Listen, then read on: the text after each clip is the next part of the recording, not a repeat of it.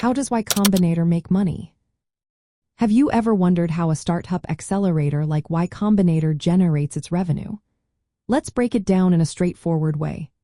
Y Combinator, often referred to as IC, primarily earns money through equity stakes in the startups it funds.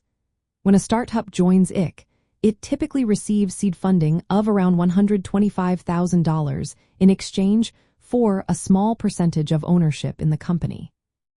This means that YC's financial success is closely tied to how well these startups perform over time. When these companies grow, get acquired, or go public, Y Combinator can sell its shares for significant profits. This model is quite common in the venture capital world, where the success of a few companies can lead to substantial returns. For instance, some of YC's alumni, like Airbnb, Coinbase, DoorDash, and Instacart, have created immense market value. The financial gains from these successful companies can far outweigh the initial investments made by Y Combinator. In addition to its initial funding model, Y Combinator has expanded its operations with a late-stage venture fund called Y Combinator Continuity. This fund allows IC to invest in later rounds of funding for companies that have already graduated from its Accelerator program. By doing this, Y Combinator maintains a financial stake in these successful companies as they continue to grow, allowing for additional revenue opportunities.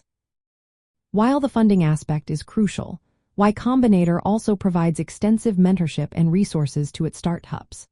This support includes access to a vast network of investors and service discounts, which can significantly help startups accelerate their growth. Although these services do not directly generate revenue, they increase the chances of startup success, which in turn boosts the value of Y Combinator's equity holdings.